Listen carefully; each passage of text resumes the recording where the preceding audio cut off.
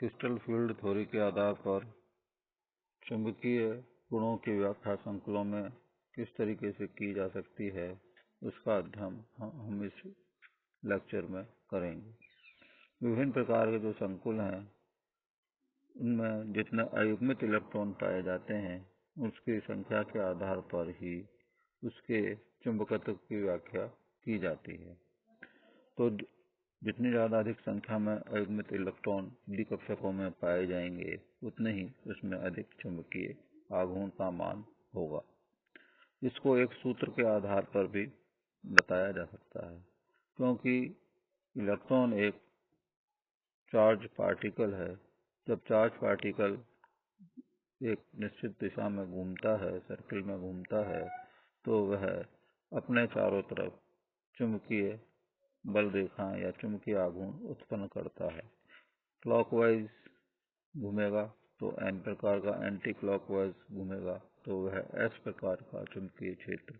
बनाता है। जिस तरीके से चुंबक में एन और एस होते हैं, यहाँ भी एन और एस और प्लस हाफ और माइनस हाफ इलेक्ट्रॉन की दिशा के आधार पर विपरीत चुंबकीय आघूर्ण होते हैं, जो कि एक दूसरे के चुंबकीय प्रभाव को नष्ट कर देते हैं। लेकिन जब एक इलेक्ट्रॉन ही अयुग्मित होगा तो वह एक ही दिशा में चुंबकीय प्रभाव प्रदर्शित करेगा, जिसकी वजह से वह चुंबकीय आघूर्ण हमें इस कॉम्प्लेक्सेस में हो जाता है। और इस चुंबकीय आघूर्ण की गणना हम इस सूत्र के आधार पर, जो बोर ने बताया था और दुबई ने इसकी परिकल्पना की थी, उसके आधार पर उसकी गणितीय व्याख्या भी कर सकते हैं कि कितनी मात्रा में यह चुंबकीय आघूर्ण होगा। उसके लिए mu is equal to root n into n plus 2 का जो गुणनफल है, उसका वर्गमूल है, उसको आधार पर, सूत्र के आधार पर यह गणना की जाती है। यदि दुर्बल लिगेंड हो और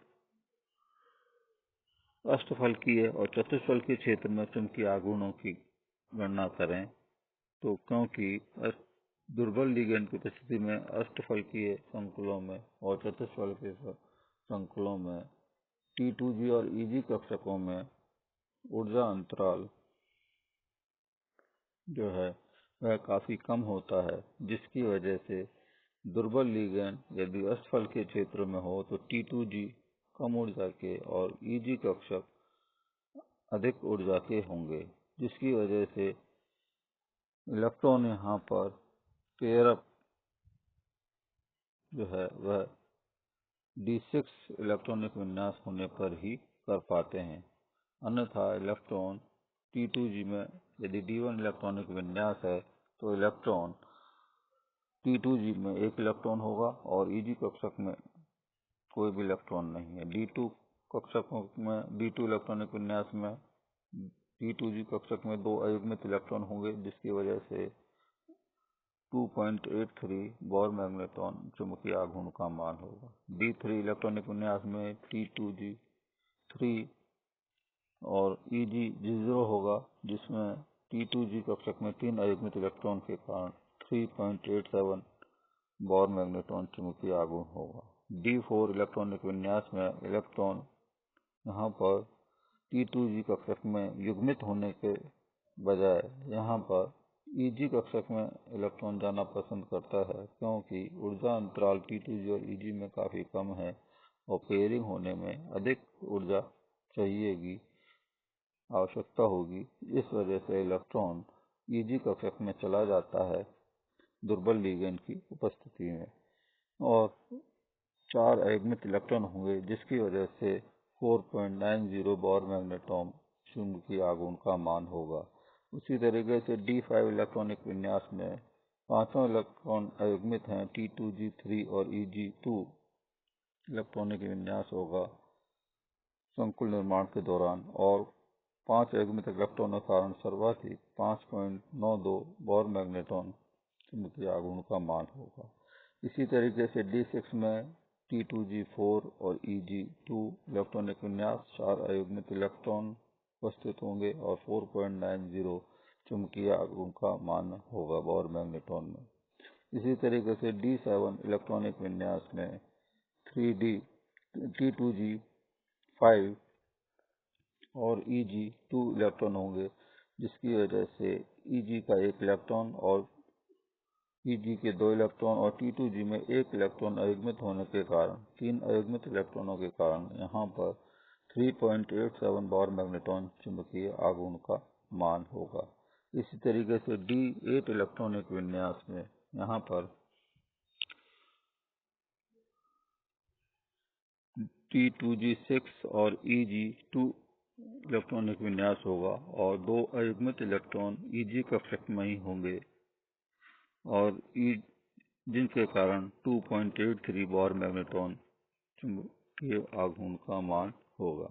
D9 इलेक्ट्रॉनिक विन्यास में केवल 1 अयुग्मित इलेक्ट्रॉन होगा, जिसकी वजह से यहाँ पर 1.73 बोर मैग्नेट्रॉन चुंबकीय आघूर्ण का मान होगा। D10 इलेक्ट्रॉनिक विन्यास में सभी इलेक्ट्रॉन युग्मित होंगे, जिसके कारण यहाँ पर इन युग्मित इलेक्ट्रॉनों के कारण यहाँ पर 0 चुंबकीय आघूर्ण का मान होगा। इसी तरीके से यदि हम देखें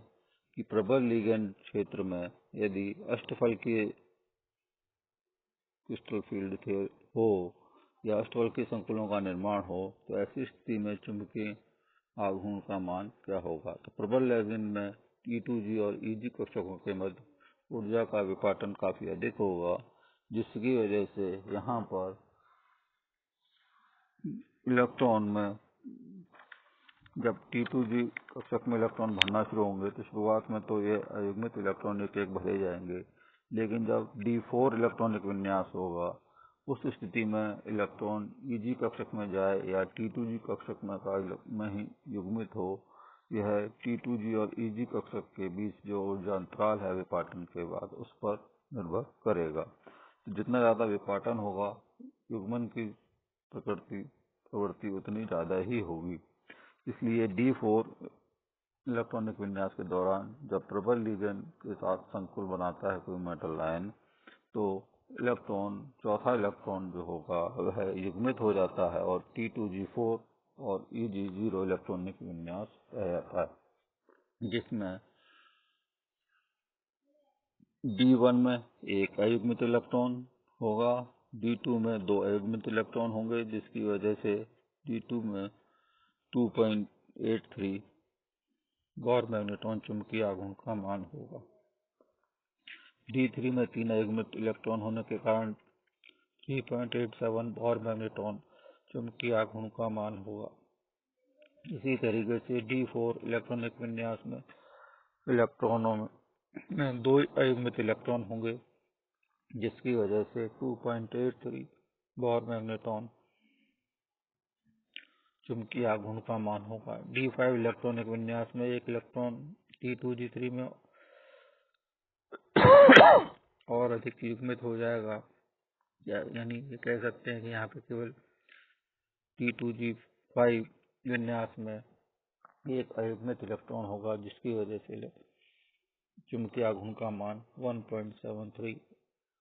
बोर मैग्नेट्रॉन होगा। D6 में इलेक्ट्रॉनिक विन्यास में T2G6 Eg0 इलेक्ट्रॉनिक विन्यास होगा, चुंबकीय आघूर्ण का मान 0 होगा क्योंकि यहाँ पे कोई भी अयुग्मित इलेक्ट्रॉन उपस्थित नहीं है। D7 इलेक्ट्रॉनिक विन्यास में यहाँ पर D6 T2G में 6 इलेक्ट्रॉन होंगे और Eg में 1 इलेक्ट्रॉन होगा और इस 1 अयुग्मित इलेक्ट्रॉन के कारण 1.73 बोर मैग्नेट्रॉन चुंबकीय आघूर्ण का मान होगा। इसी तरीके से D9 इलेक्ट्रॉनिक विन्यास में 9 इलेक्ट्रॉन होंगे, जिसमें 1 अयुग्मित इलेक्ट्रॉन होगा। T2G6 और Eg3 इलेक्ट्रॉन में Eg कक्षक में ही 1 अयुग्मित इलेक्ट्रॉन होने के कारण 1.73 एंगस्ट्रॉम और 1.73 बोर मैग्नेट्रॉन यहाँ पर चुंबकीय आघूर्ण का मान होगा। D10 में सभी इलेक्ट्रॉन युग्मित होंगे, जिसके कारण चुंबकीय आघूर्ण का मान 0 होगा। इन चुंबकीय आघूर्ण की गणना हम इनके आधार पर भी समझ सकते हैं। यदि हम यहाँ पर देखें कि K4 FeF6 और K4 FeCN6 में चुंबकीय आघूर्ण की तुलना करें तो K4 FeCN6 में चुंबकीय आघूर्ण जो है वह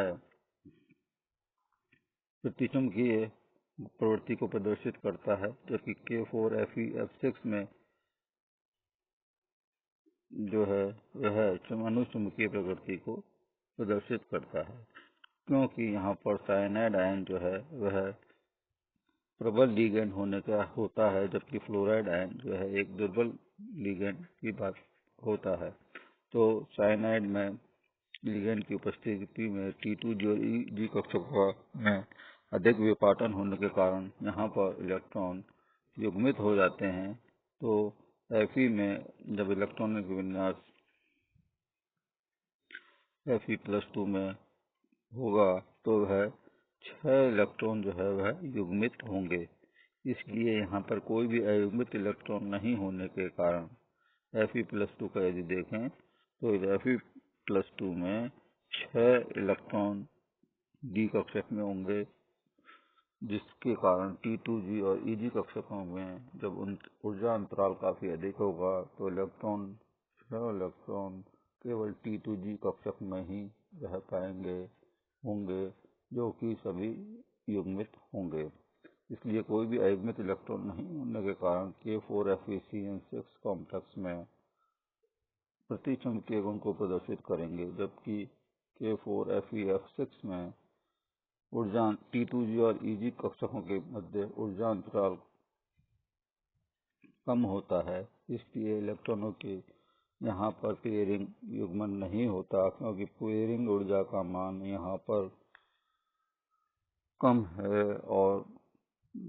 विपाटन ऊर्जा का मान कम है, और पेयरिंग ऊर्जा का मान कम है यहाँ पर, और विपाटन ऊर्जा का मान भी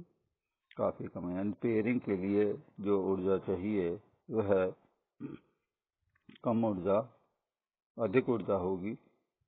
इसकी वजह से यहाँ पर इलेक्ट्रॉन जो है वह पेयर